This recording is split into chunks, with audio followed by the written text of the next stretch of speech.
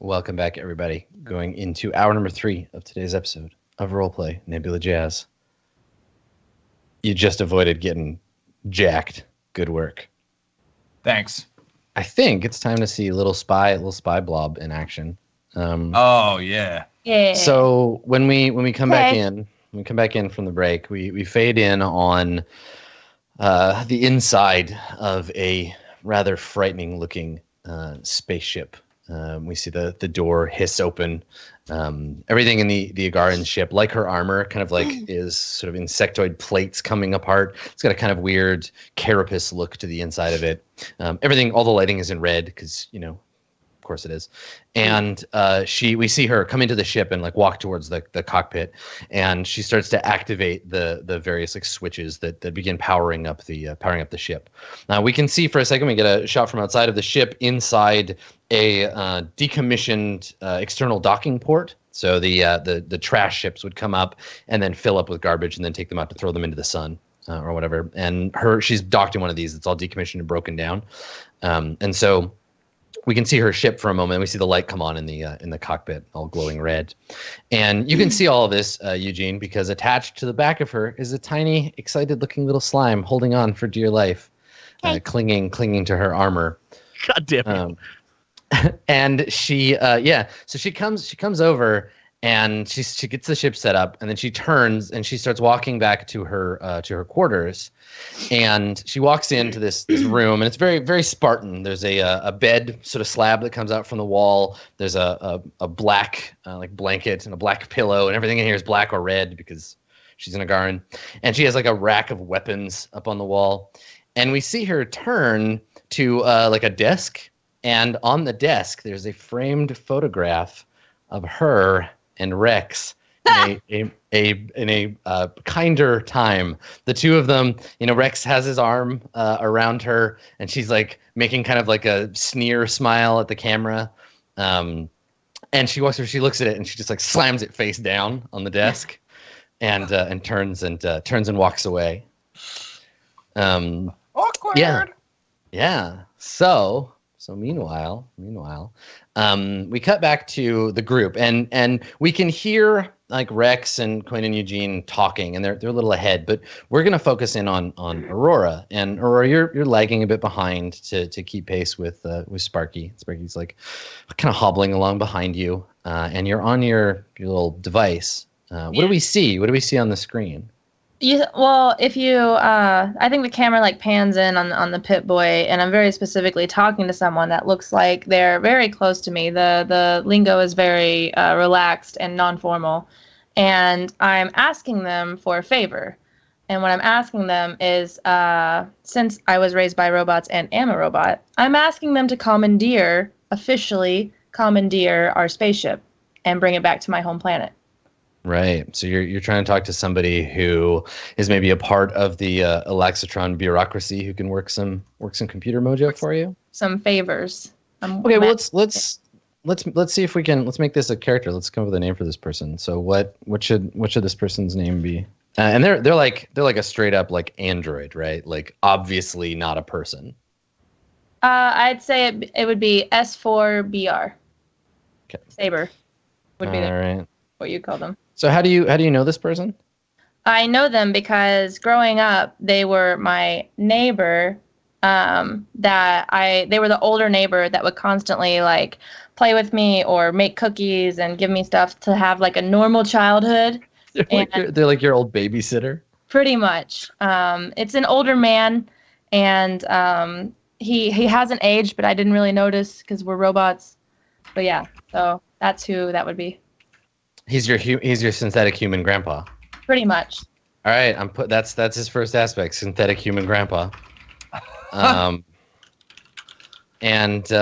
cool. We'll figure out his other aspects and his approaches and stuff as I need them. But synthetic human grandpa, So you see him, and I think that he's very much like a robot version of a grandpa. So he has like a beard, a big bushy beard made out of like fiber optics, and his little like blue lines traveling through them. He's got one of those like newsboy hats on, but it's made out of carbon fiber. He's wearing suspenders, and they're kind of just built into his body. Fine. He has a cane. And he just looks like a robot version of an old man. And when you call him up, he's very excited that he hasn't heard from you in ages. Yeah.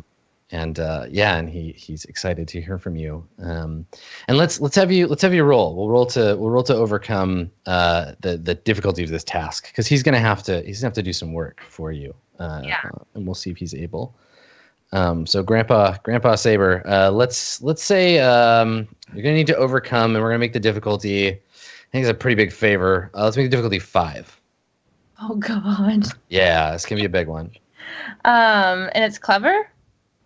Maybe. Yeah, I mean, I think be clever about it. I'm trying to be careful. Well, it's either clever, I'd say, or careful, because I'm trying to be clever about it. Like, I'm not telling my people, so that way they don't like freak out or anything and try to stop me. Yeah, but it sounds like clever, because it's not a direct approach. You're not trying to. It doesn't fit any of the other ones as well. So yeah, go ahead and roll clever. Okay. All right. So we got so I need 2. Yeah, you need to bump it up 3. So you're gonna have to spend some fate. Okay. Wait, what's going on? Oh, it's their entire office. Yeah, just bye everybody. Must be the building. That's okay. We don't need them. Fuck them. Let's keep going. Would say that I want to obviously the happy-go-lucky mechanic is something I can initiate as my aspect, because I'm from there. So this guy feels even if he's a robot, like, he feels a sort of loyalty in his programming towards me, because he was put there to aid me. Growing up. Well, you're calling on your heritage, right? And you're playing. I guess, are you playing it up like you're his like granddaughter? You're like, hey, Grandpa, like, it's just me, and playing up the. I call him up. Is he scolds me for not calling him more? Yeah. And so I'm playing that up a lot. And then I would say I want to try to invoke Sparky, because Sparky starts sending him like details of what to look out for, and if they send in someone to commandeer it, like, you have to look out for the Imperial Guards that we've spotted here, and here's the map. I guess my question is, how much do you want to tell him about what's really going on? Like, do you lie to him? Because if you tell him the truth, if you're like, we've been framed for killing the prince, your parents will probably get involved. They'll probably be like, he'll tell them, and they'll be like, oh, hell no, girl, you got to come home. But you can keep it from him. You can just tell him, like, oh, these nasty men took our spaceship, and we need to, like. I wouldn't say, because I am a robot. I wouldn't say I lie to him, but I just don't say that. What I say is that there's men after us, and it's because I'm with a bunch of brutes, and I'm studying them, which is what I'm sent to do. I'm studying them to get more information on other species, and I talk about the species they are, like a giant lizardman that is of the 12th Serpentis, and I use all these like fancy words to describe them to sort of like awe him, kind of. And, you're just confusing him with jargon. Yeah, and he's just like, wait, what? All right. Well, it sounds like at the very least you're bumped up by 2 because you're using happy-go-lucky mechanic of Elaxatron. But yeah, I don't know about. You still have room for more aspects if you want to just make one up that you want to use here.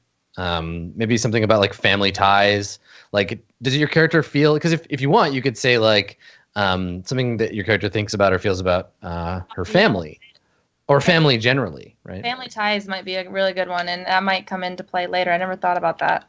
Actually, yeah. Okay. It's a very general one. Yeah. She has a very strong connection with her family on Alexa. Yeah, well, and what's great about this too is that I think it'll play nicely with some of the other aspects of the other characters, because you might come to see them as your family as well. So yeah, I like it. Okay, so you want to add family ties as an aspect, but that is your 4th aspect, and then you can spend 2 fate points to invoke that and happy-go-lucky mechanic, and if you do, you are successful, and we'll say that your grandpa, your robo grandpa, decides to, like, he's like, oh, you poor dear. Always running into trouble. I told your parents they should have sent some of your cousins with you, but I understand you value your independence. And I'm just okay, Grandpa, I have Sparky. He's protecting me. Yeah, and maybe like Sparky is in the side of the shot, like kind of jumping up, trying to look, and he's like, "Oh, hello, boy." And he says, "Don't you worry, little one. I'll see. Let's let Grandpa see what he can do. I've still got some hack in my old bones." And he goes to like crack his fingers, and his like robot hands will like reconfigure in a kind of weird way. And he's like, "I'll send you a message as soon as I can figure out what I can do for you." And he sets in to do that. Now it'll take some time. Yeah, he's gonna try and work the Imperium to try to at least like get you access to your ship again. Okay. Yeah, you'll likely have to get out of here for that to happen first. Like it won't happen before you leave, but you'll be able to come back for it once the heat has died down a little bit. Okay, that sounds good.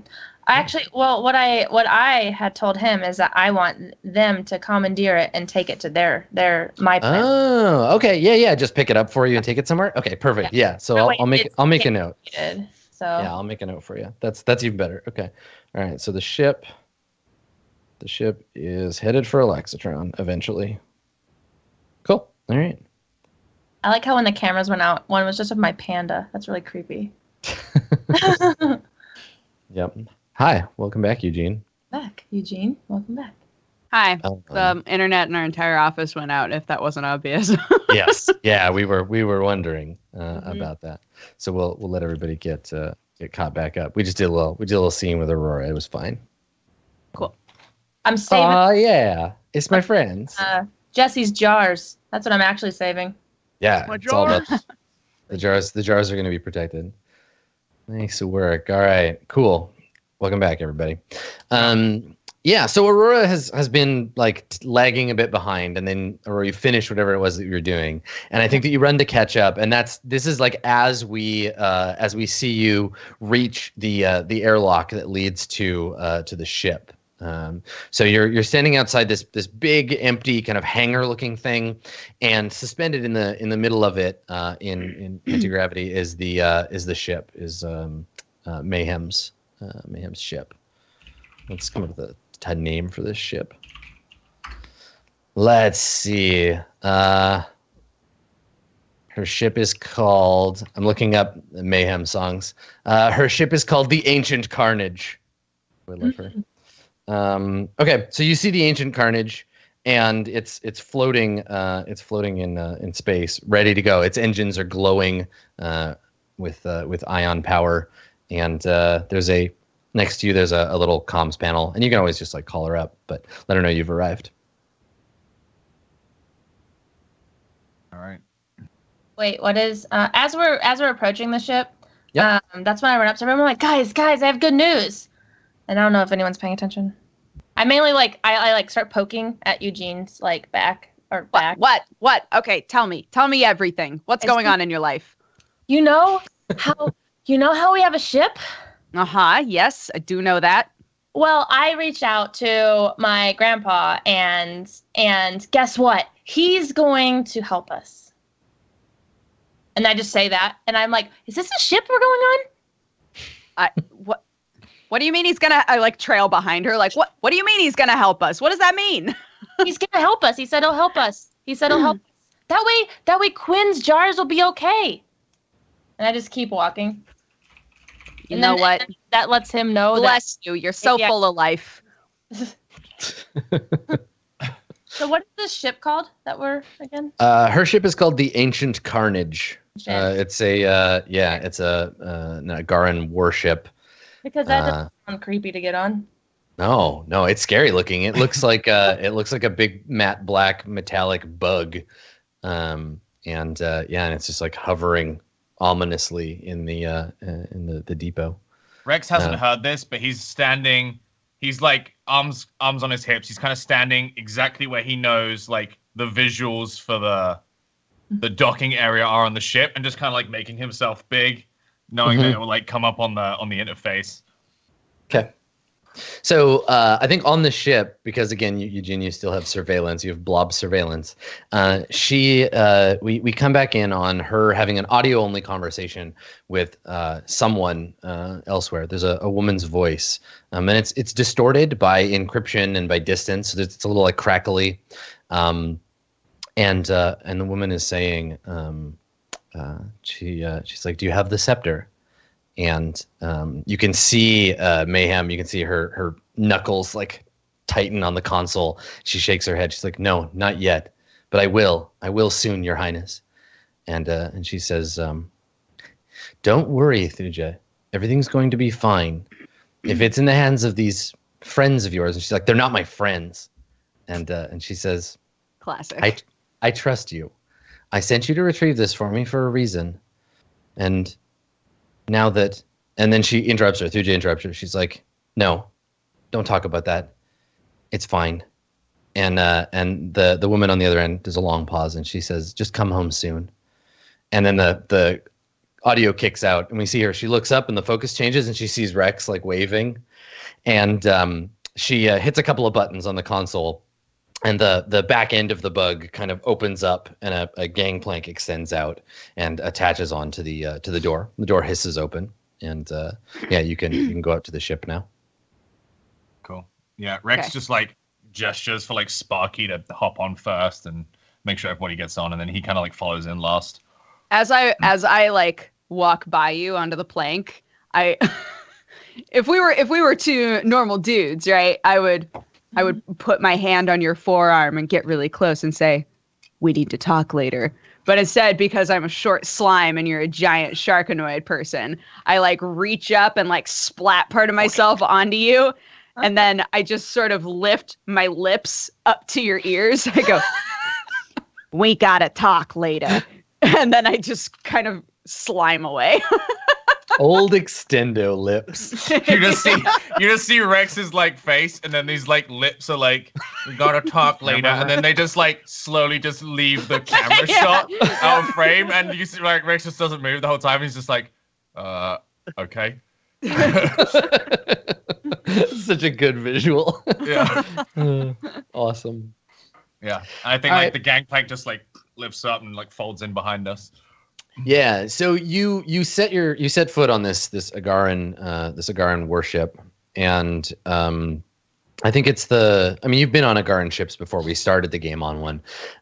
This one, unlike all the others you've seen, is still functioning and has a crew. It's humming with a kind of electrical power. You can feel the planks of the ship vibrating slightly, and and I don't think you've ever seen one operative before. The Agarans, they lost a war recently and are kind of being hunted throughout the galaxy, being cleared out because, as everyone knows, they're horrible. They're bad people. They're murderers and slavers. They're dark sorcerers. They're not to be trusted or cared about in any way. They're the bad guys. Freaky in the sheets. Adam, of course they are. Moment. Yeah. Light bulb. As we're walking onto the ship, suddenly it's like the circuits in Aurora's brain actually start working, and she realizes what she's getting onto and what this means for her, and how her home planet is also affected by this. Mm-hmm. Mm-hmm. And you see like her like go from this like happy-go-lucky whatever that she is to like completely like stern. Like her face goes straight. She doesn't have like no more emotion. Like she's now thinking about like what she's getting onto, and she starts tapping away again at her pit boy. I think you stop walking, and Rex kind of like bumps into the back of you because he's like following up, and he's like, "You're right." And I go, "No," but I keep walking, and I just like keep walking, and then Rex just isn't ready for that response. He just stands there, kind of like weirded out so that you whispered no and walked away. He's just like, "Oh, all right." And then that's when you see me like turn around and like my look is dead serious, like no emotion whatsoever. Something that maybe they haven't seen yet. And I walk up to him, and I'm guessing I'm way shorter than him. But I try to pull the Eugene where I get as close to you as I can. And I'm like, I have something to tell you. And apparently everybody's got something to tell me, so we'll have a little question time later, I'm sure. And what are you talking about? I don't got nothing to talk to you about. We gotta talk later though. But yeah, so I just like turn around and I slowly walk in, and there's like a completely different aura about me now. So, ooh. Okay. All right. You haven't seen Thuja yet. She's somewhere on the ship. But once you're all on board, the gangplank retracts and the ship kind of folds back in on itself. And you can hear it starting to go through the power cycles to get ready to leave the station. Cool. I think Rex just like heads for the cockpit. Okay. All right. Yeah. So she's up there. She's standing in front of the console. You can see there's a star chart in front of her, and she's it's the like, little tiny slime just sitting there staring at him like. Yeah. Totally. Yeah. Like so excited to see him. Yeah, Rex is like, he moseys in, he's like taking his time, he's like picking things up that he's definitely not supposed to, and like examining them and putting them down as he like makes his way over to her. Yeah, so you walk in and she looks at you and sees you like reaching for the console. She's like, "Don't touch anything." You see Rex's hand was about to like lift up this picture frame, and then she says it, and his hand kind of like pauses, and he pulls it back, and he's like, "All right, my bad."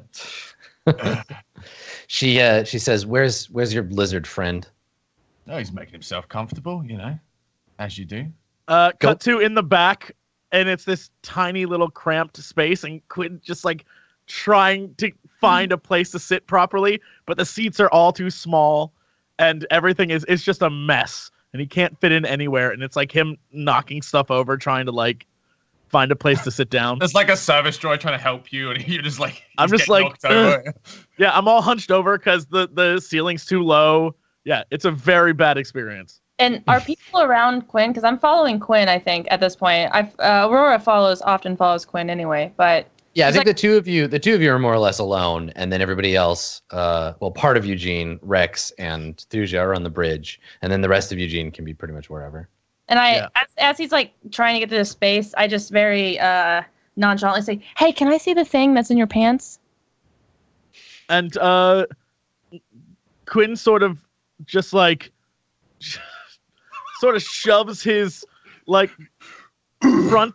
No, he doesn't like show it to her. He's so busy like trying to find a place to sit that he's sort of like, without thinking, shoves his like groinal area out, like, here if you want it. But he's like trying to sit down and not worried about what's going on with her. So he's like, fine, take it if you want, but I'm busy right now. This is unbearable. I'm a robot. I easily just go and I'm like shuffling around, and the first thing I pull out is the jar. And I like Quinn snatches it from you, doesn't even like let you hold it, and just like whoop and takes it. Aurora touching a man's jar. My God. What does that mean? Who raised you? Is that my parents? And I'm like shuffling around, so like my parents raised me. And I grab the scepter and I pull it out real quick and I look at it. Like I try to get as close to Quinn as I can, so that way it's not, if there's anything else like cameras, I try to obscure that. And then that's when Sparky walks up, and I want him to do a scan of it. Of the jar? Of the scepter.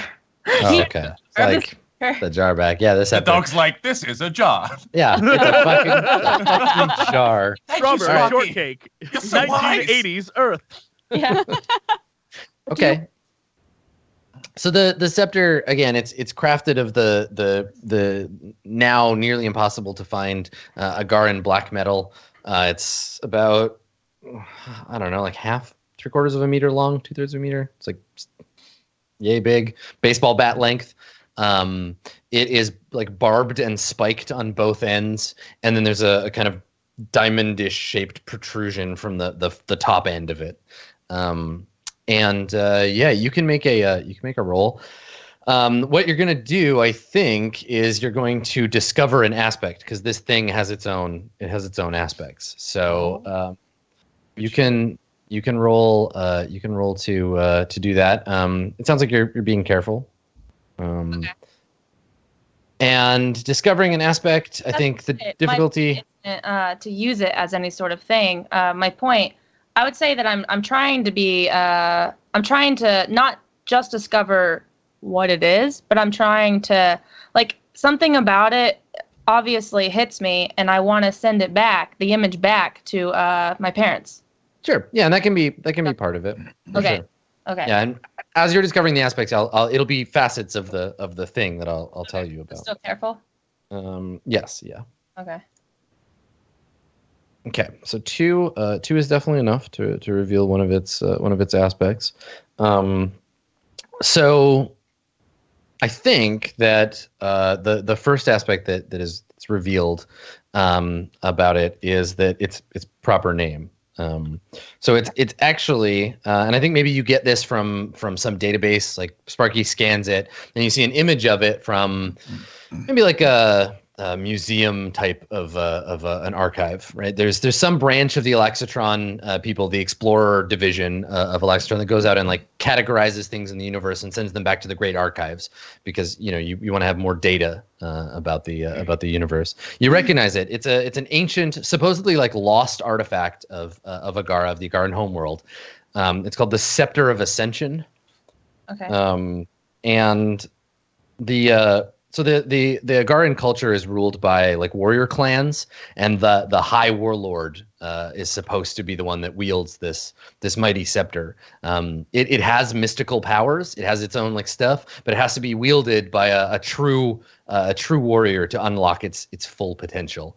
And it's got kind of a Hammer of Thor thing going, where like whosoever wieldeth the Scepter of Ascension is acknowledged to be the High Warlord of the Agaran. So.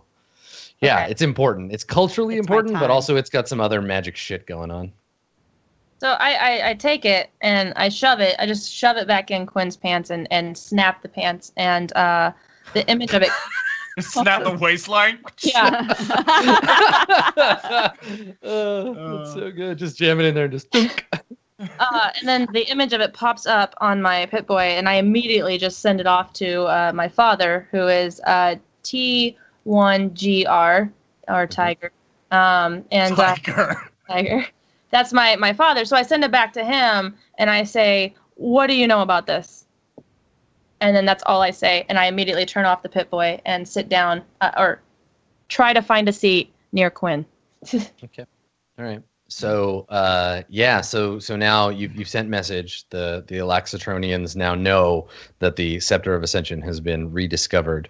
And I think that looking around this awful, scary looking spaceship, you remember that meeting when you were a child where the prince and his uncle came to visit and spoke with the high science division of Alaxitron about a weapon to destroy the Agaran menace once and for all. And you kind of ruminate on that memory.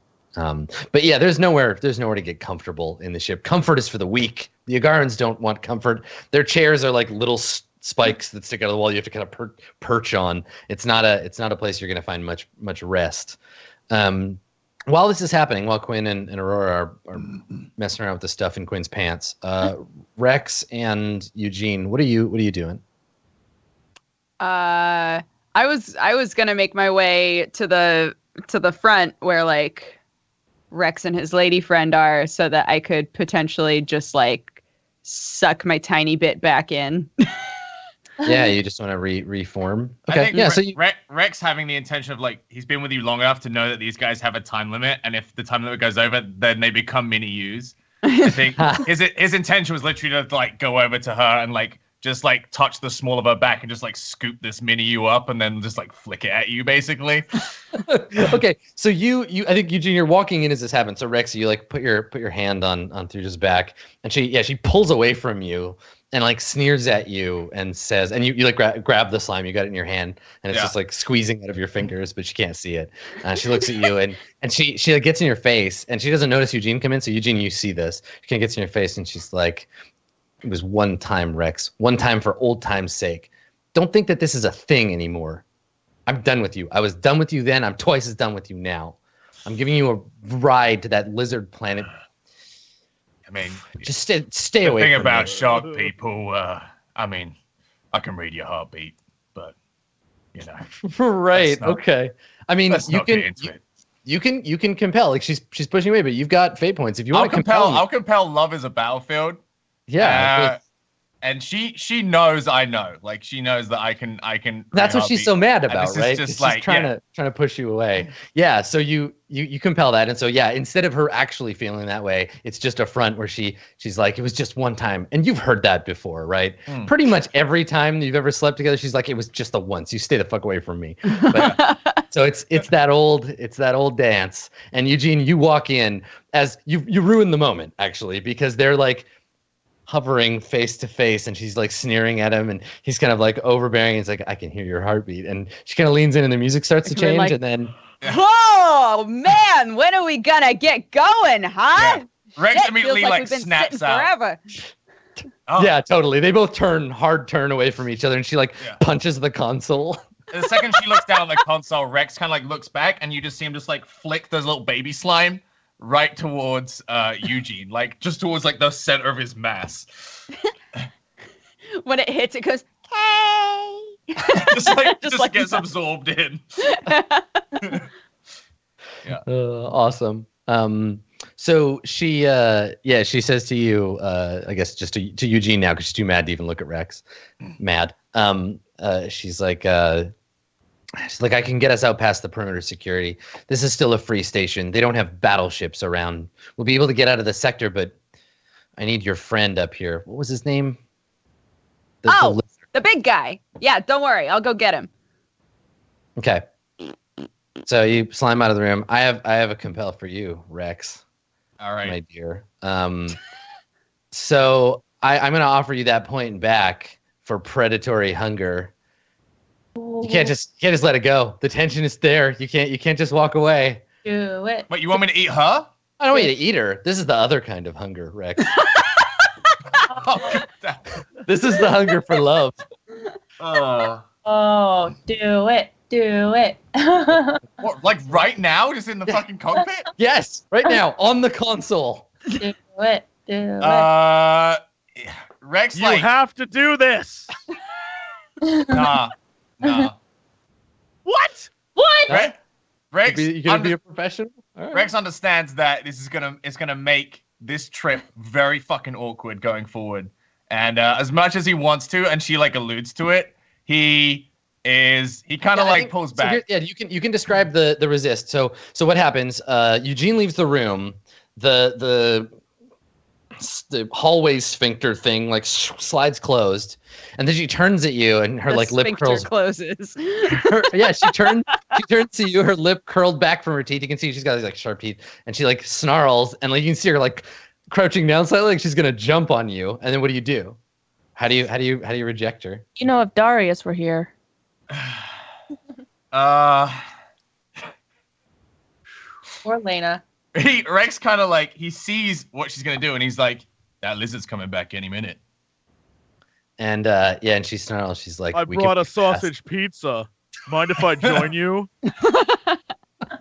Yeah, she's like, we can be fast. I know you're quick. Oh shit!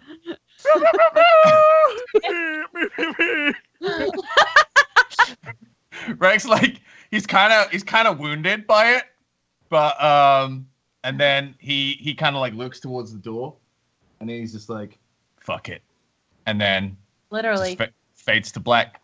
Yeah, You changed your mind? You want to go my for mind. it? Yeah. Okay. All right.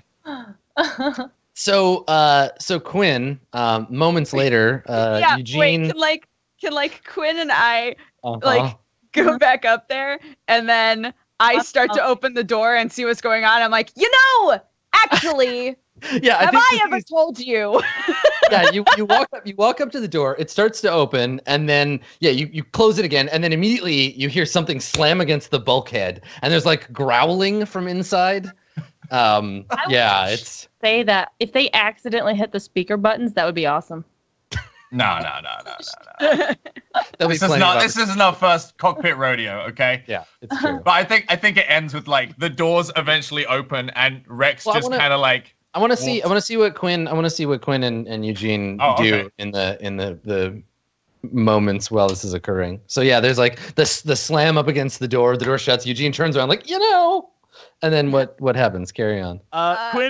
Quinn looks down at Eugene and then looks at the door, obviously hearing what's going on behind, and he puts some credits down on the floor and goes, 3 minutes. And I'm like, are they fighting? Are they trying to eat? They sure are. They just got to get it out of their system. All that fighting. But I bet they'll be quick about it since we have shit to do.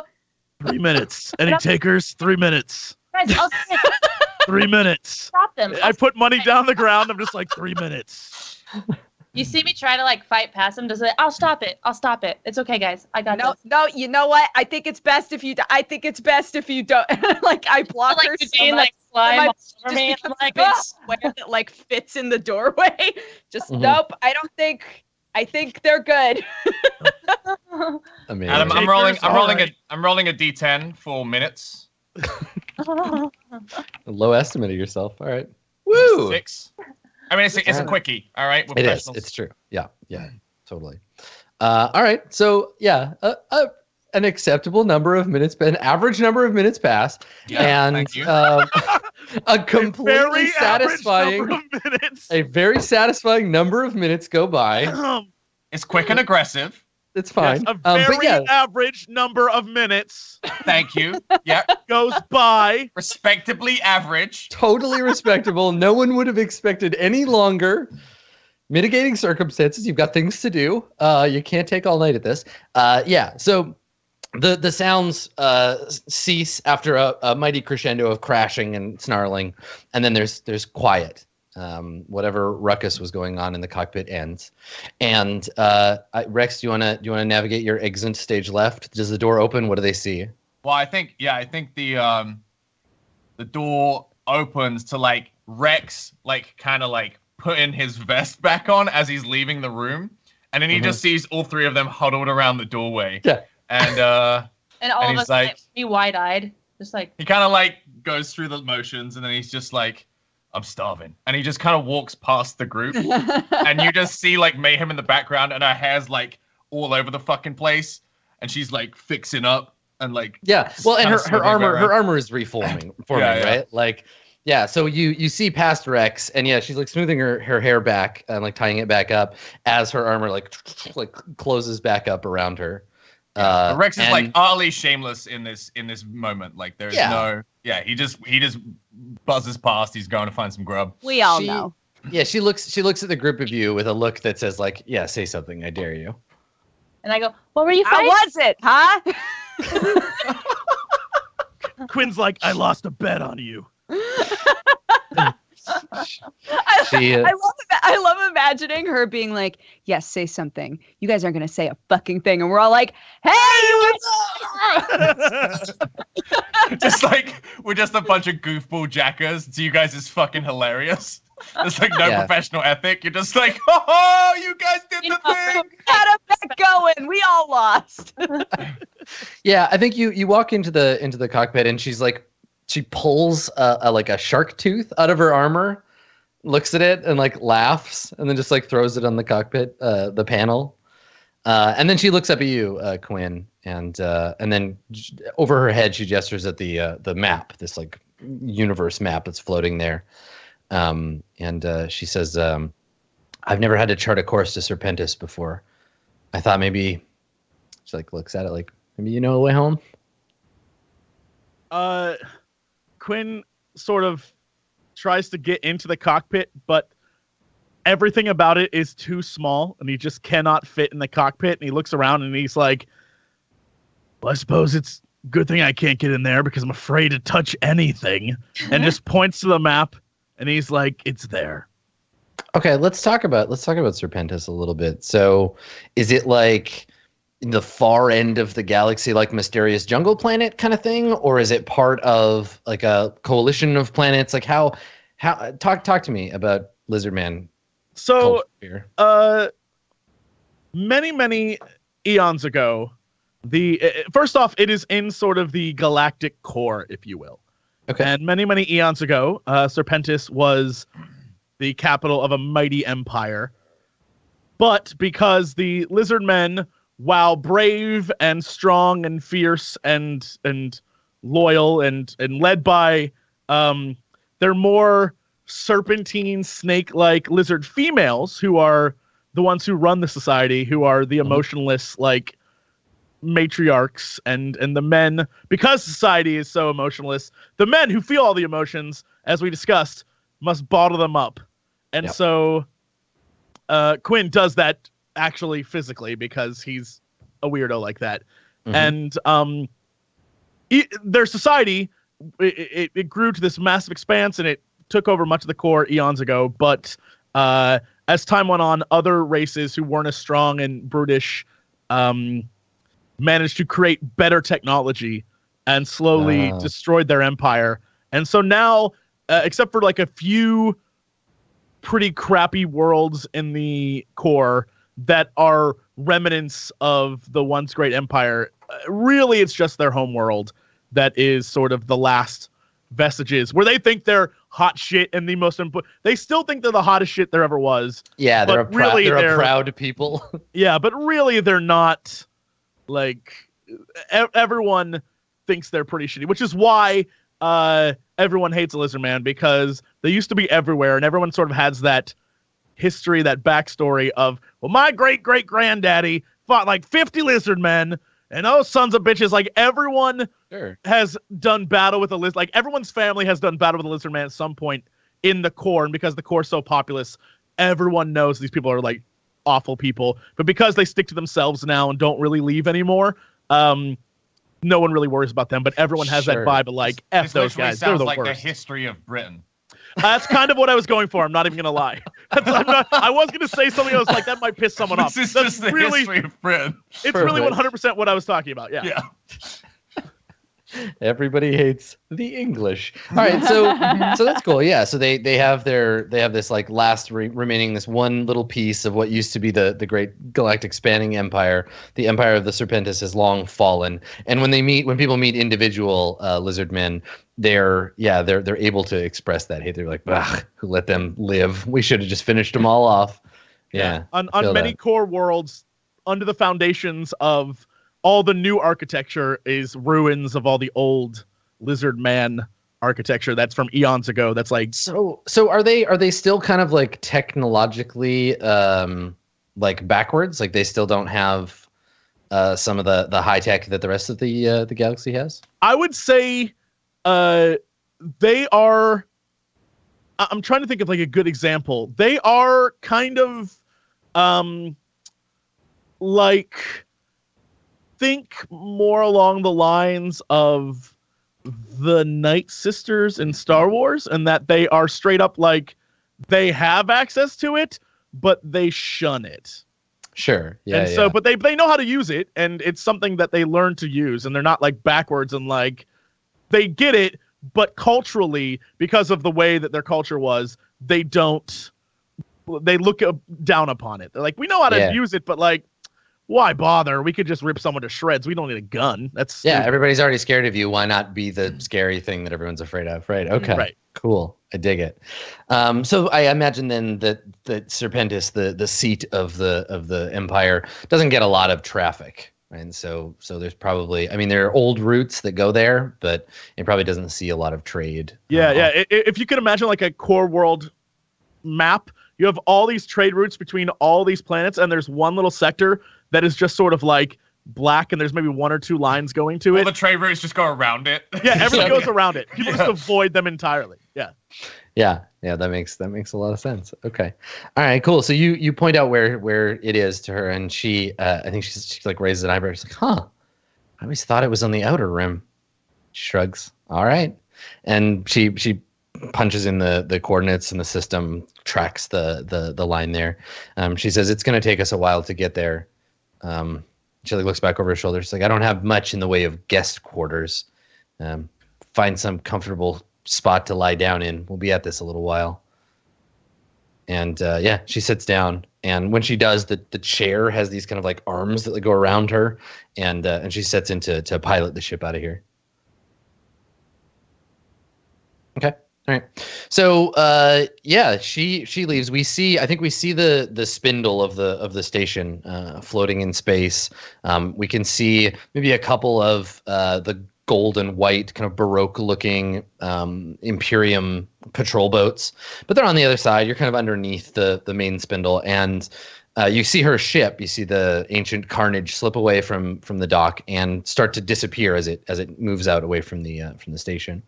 She takes a close turn around back behind the station, and we can see on one of the big torus like sections there's a clear area, and in it there seems to be some kind of like ritual or something going on. So as we fly by, we get a nice long clear shot of this like kind of a garden or a park. And there's a big body of water kind of floating there, and on top of it there are several pieces of like ice flow, so like snow, and it's like in a cold environment, so like snow and ice floating there. And on one of them we see a gathering of tiny little like penguin type creatures.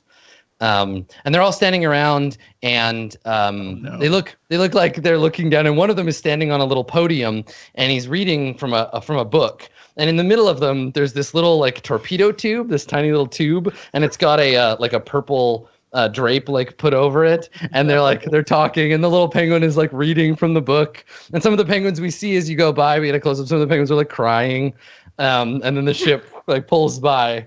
And floats up into space before leaving the you see the this area. shot of Rex, and as they pass by, you kind of like see this proceeding, and then it kind of like zooms in a bit, and it's like an over shoulder shot of Rex just like chowing into some food in this ship cafeteria, and like the window is next to him, but he doesn't even see this take place. He's just like eating something. Yeah, there's a big black bowl of like wriggling like worms. Yeah, and he's bugs, like tearing it to shreds. He's just stuffing it in, and yeah, you just see it like a bit splats on the window by the proceedings, and yeah, you don't even notice. Don't even notice the funeral. Okay, all right, yeah. So you head off. The ship in cloaked form disappears, a blur against the star field behind you. And I think that we cut from there to some like in transit scene. So Thuja has left the cockpit, and she's in her quarters. It's a small ship. It's meant to be like an attack ship. So it probably has rooms that would have been fitted for quarters for like a half dozen people, but they're like unused and dusty. She seems to be operating the ship on her own for the most part. And so y'all are able to kind of settle in. There's a central room that, she uses as a kind of mess hall, but it's again very small. And the ship doesn't look very lived in. Like it's clear that she spends a lot of time alone here. So between here and Serpentis, is there anything that do you want to have like a scene with any of you to talk about it? Because I know two of the four of you need to talk to Rex. So why don't we do that? Who wants to corner buddy, Rex I see first? you eating. Interesting. You know what? That's totally fine. You keep doing that. I just got a few things I need to, say in your ear. Nothing too important before anybody starts feeling a little suspicious over here. We're just a couple of guys having a great... Okay, so... Rex just watches you with his mouth full as you like say this and just slowly slink into the booth with him. Yeah, I like start off like really upright, like a really upright slime, and then I slowly just sort of like melt closer to him. Like, okay. The weirdest part is Let's there's no talk about one the else serious in the shit. cafeteria. It's No, yeah, you're in an empty it's just room. the two of us. Yeah, perfect. Okay, so you know how I had like the little baby me, right? Like the little baby me on her back, right? Yeah. Yep. So, remember earlier when you were saying that she was acting weird, like there was somebody really important who had her in a chokehold. You remember that? I don't think it was that complicated, but yeah. Okay, so what if I told you that it was Her Majesty? I mean, whose Majesty? Think about. There's a lot. There's a lot of of- royal people. I ate one like 2 days Rex, ago. I need you to just read between the lines here on what sort of majesty might be involved in the shit that just went down with us. You mean Her Majesty? Yeah. Right. Okay. So Anything else? she's the one who wants the scepter. It's literally 1 degree of separation between us and her. And she was using like a weird like voice thingy, like she didn't want anybody to know. If they were to get in on there, there's something shady going on. I just wanted you to know. That perfectly normal information. As you're yelling, can I walk in? Sure. Oh, hello. How are you? We were just talking about worms. What are you eating? You gotta have some kind of like code about what's okay and what's not I'm okay not to really, eat. I'm not a fussy eater, I'll be honest. Yeah, I noticed. Rex kind of leans in to Eugene. But so while you're saying that, a small kind of gerbil-looking thing, like a scaly gerbil, has crawled up out of the bowl and is like trying to like sneak its way across the table to get away from you. Rex just like pounds it with a fist. It just like immediately stops moving, and then he just kind of like drags it back and like puts it in the bowl. And he leans into Eugene and he's like, "If we can get her away from that console, you think you can get some information?" Oh yeah, of course. What else am I here for? Am I right? All right, I need you to come up with a plan.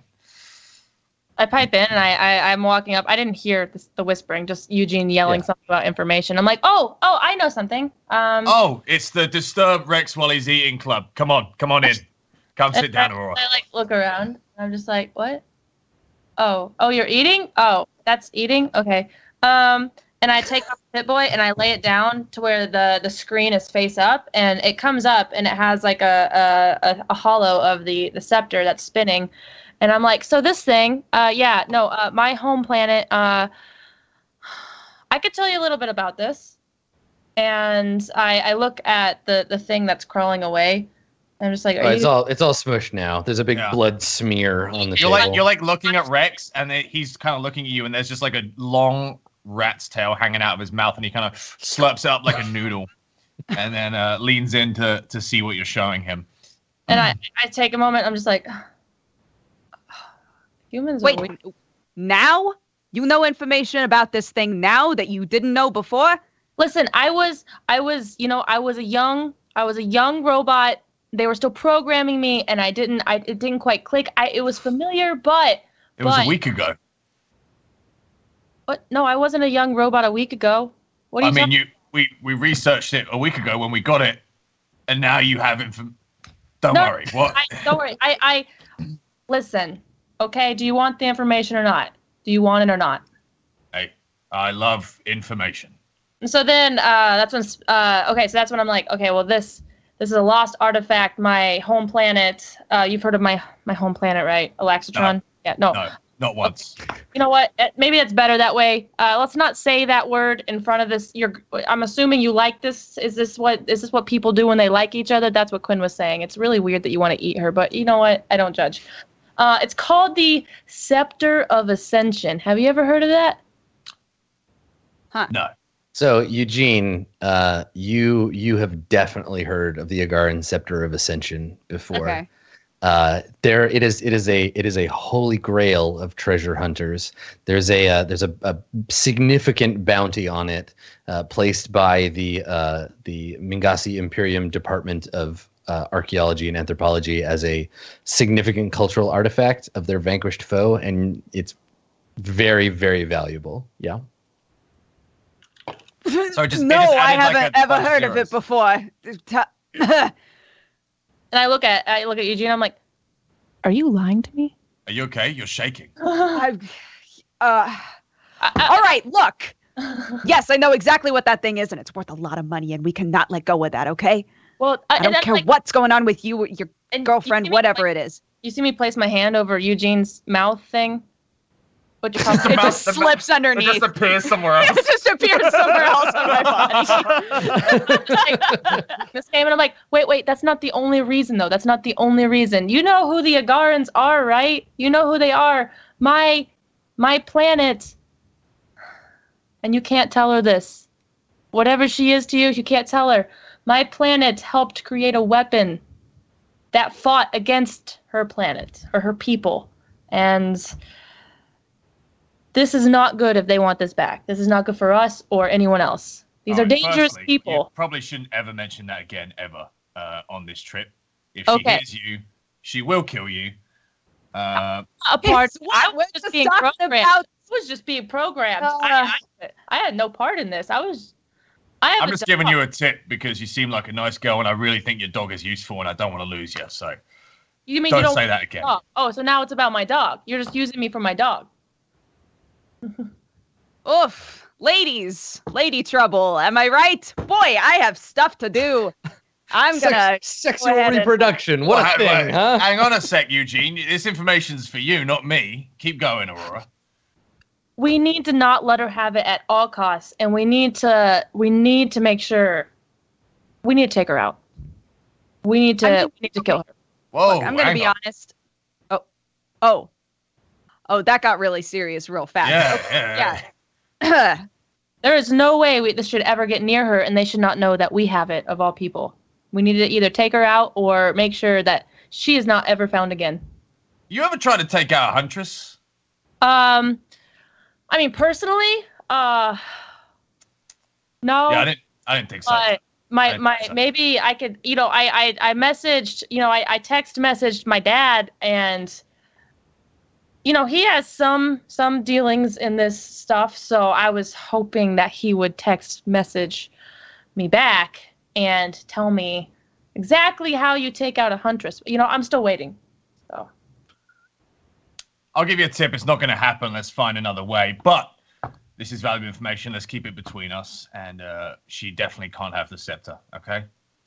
Wait. But I only know the monetary value of this thing. Like, what can they do with it if she gets it? bad Stuff. We should give it to someone that it would be safe, that they can actually protect it. Something, I mean, come on. You're Eugene. You know who wants this the most? Besides them, obviously they want this back. We know they want this. It's theirs. Who is willing to pay for this and protect it? Besides Quinn. Who's protecting it right now? This is a wonderful discussion, but I don't understand anything of what you two are saying. And has anyone seen Quinn? Last I saw, he can't fit anywhere, so. So I think when you say that, we cut. This is gonna be great right before the break. We cut over to Quinn, and like Quinn, you're sleeping, but like you're jammed into like a closet, so you're kind of like sideways, and like you've managed to like wedge yourself into this room, and then just kind of go limp, and you're like squished into the walls, and your little tail is like flopped out into the hallway. You just get your eyes closed, and you get your little thermos like cuddled up in your claws in your sleep. And I think that's the last thing we see. We cut over to that, and then we fade out to the commercials. So let's take a break here. Skullduggery is afoot. We'll see what happens when we come back. We got more RollPlay Nebula jazz when we return. Stick around.